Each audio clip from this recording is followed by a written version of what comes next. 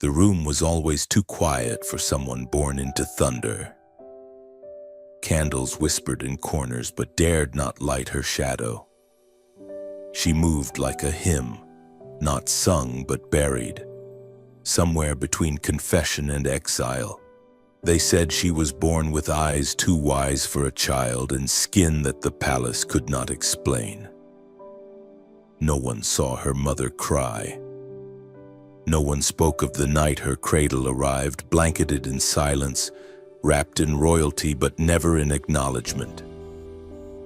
A nursemaid selected not for her gentleness but for her obedience was told to care for her without questions.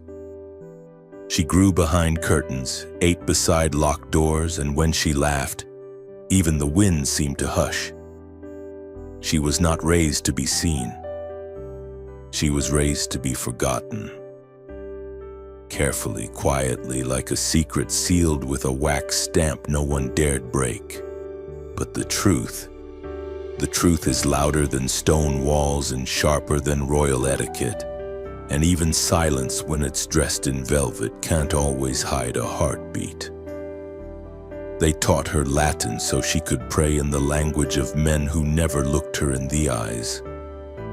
They braided her hair like a noble girl's, but never gave her a title. They gave her silk for her name day, but never said whose blood she carried. At night, she would press her palm against the icy glass and whisper the names she imagined could belong to her. Madeleine, Claire, Marie. But none of them fit. None of them felt like hers, because hers had been stolen before she could speak it. Sometimes a nun would catch her staring at the crest on the chapel wall. She'd smile but never explain why that crest made her cry. And somewhere, not far away, a queen lay awake on a feathered bed of regret, counting prayers instead of children while the palace slept. No letters ever came. No visitors ever stayed. But once, on a winter morning thick with frost, a man in gold-trimmed boots stepped into the chapel, looked at her as if struck by a memory he wasn't allowed to keep, and then walked away. She didn't ask who he was, because something in her blood already knew. They called it a convent, but it felt more like a waiting room for forgotten stories. The stones held prayers no one ever answered. The bells rang for others, never for her. She wore the habit like a second skin, stitched not by faith but by expectation. They clothed her in humility, but it couldn't cover what the mirror refused to ignore. She did not look like the others. The sisters whispered behind linen veils, hushed tones like winter winds skimming across ice. She's blessed, they'd say, chosen, set apart. But what they meant was, she doesn't belong. No one ever said her name first. No one ever lit the candle at her station. And yet, every eye watched her like a memory resurfacing. She smiled when they watched, because it was the only power they hadn't taken from her. They gave her a new name, one soaked in piety, emptied of history. She accepted it as one might accept a borrowed robe, wearing it without warmth, folding it each night with care but never calling it home. There were days the wind brought whispers through the slats of the chapel window, rumors from beyond the stone, of a court too golden to be real, of a king who loved mirrors more than truth, of a queen who had only one child that no one dared speak of. And then, the rumor that girl had been born in silence, her cradle wheeled away before the queen's tears had dried. She heard these stories as if they belonged to another world, another girl, another fate. But they settled into her bones like cold rain, and she began to wonder if perhaps the stories had been written from the inside out. Each time a noble carriage passed beyond the gates, she listened for a name she'd never been given to be called aloud. But it never was. Once, a visiting bishop asked her a question no one had dared before. "Who do you belong to, child?" And she looked up, eyes deep as dusk, and answered simply, "I belong to silence." She expected the bishop to smile, to nod politely and pass along, but instead his hand trembled, as if he'd heard the truth behind her voice, and it sounded too much like someone else's. There was something in her grace that unnerved the nobleman, something in her stillness that echoed a queen's command. They wouldn't say it, but they saw it. Even in the way she lit candles, even in the way she bowed her head as though she expected crowns to weigh down her prayers. But the convent had rules, and rules silence women before they silence history. So she obeyed, or at least she appeared to. She took her vows with a steady voice. She spoke of God as though he had watched her from the moment her cradle vanished. But beneath the folded hands, beneath the whispered chants, was a girl still listening for a mother's voice that never arrived. And sometime, at night, she would wake, not from nightmares, but from dreams of being chosen, of being held, of being named. And in those dreams, the sky was always gold, and the palace door was finally open. There are truths so delicate they do not shatter, they dissolve. Slowly, silently, until only the shape of them remains. She grew older, not in years, but in knowing. Every question she didn't ask became an answer she carried anyway. The lines on her hands, the slope of her brow, the curve of her voice, none of them belonged to the nuns who raised her. They belonged to someone else, someone who would never claim her. And yet, she lived with a dignity that couldn't be taught, a quiet command that made even the abbess pause when speaking to her. One day a new novice arrived, a bright-eyed girl with a noble surname and a mouthful of questions. She sat beside her during prayer, watched her, studied her.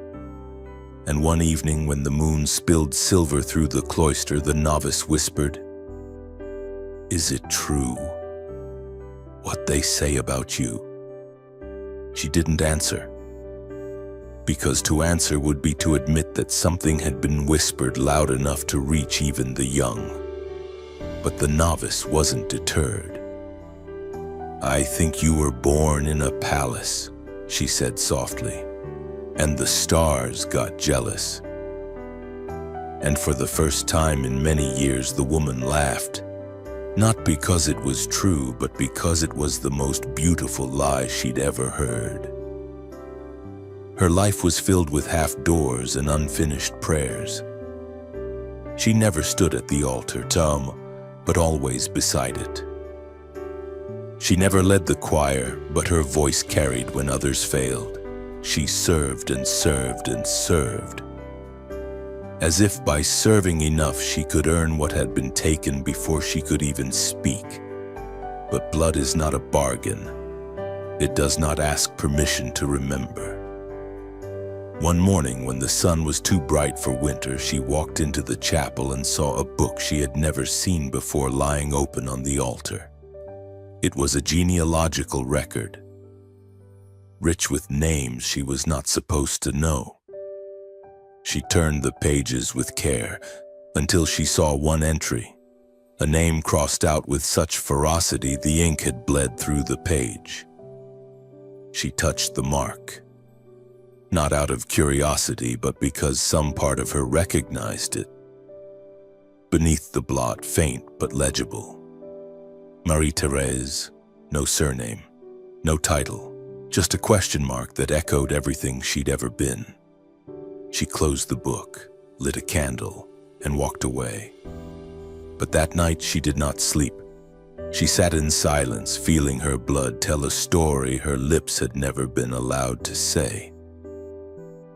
Visitors came and went.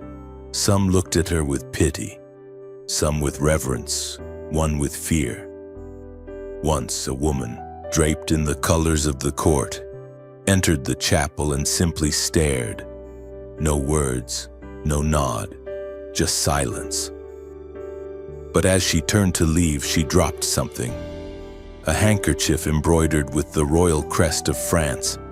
She bent to retrieve it, but paused when she noticed the initials stitched into the corner. MTB. Her breath caught. Marie-Thérèse. But the B? No one ever explained. She never saw the woman again, but the handkerchief stayed with her, tucked beneath her pillow, soft with secrets. It was the only royal thing she ever truly owned. Time passed, as it always does when no one is watching. She grew old, not like queens do, with paintings and parades, but like shadows do, gently, unnoticed, and out of reach. Her steps slowed, her hands grew thin, but her gaze never lost its fire. And in that convent, where whispers lived longer than prayer, they began to say things aloud that had once only been breathed. That she had royal posture, that her silence was trained, not born, that her blood was blue. She never corrected them, but she never confirmed it either. Because what do you say when your entire life has been an answer no one was brave enough to ask? She died as she lived, in silence. No royal bells, no state mourning, just the convent chapel and the soft flicker of candles that seemed to mourn her in ways the world never did. They buried her beneath the stone floor, no crest above her name, no title beside her dates. Just 3 words, sister in silence, but silence remembers. And history listens, even when it arrives late. Now the truth. Her name was Louise Marie-Thérèse. She was known as the Black Nun of Moray. She lived her life behind convent walls in 17th century France, near the royal palace of Versailles. And for over 300 years, her identity was debated but never confirmed. She bore the features that no Bourbon queen could explain, and many believed she was the secret daughter of Queen Maria Theresa of Spain and King Louis XIV, conceived in scandal, born into silence, and erased from record. No documents proved it, no royal admitted it. But her presence was a portrait of all that had been hidden, not just in her, but in a nation obsessed with perfection. They gave her no throne, but they could not erase the crown woven into her blood. And though her name was buried, her story refuses to stay silent.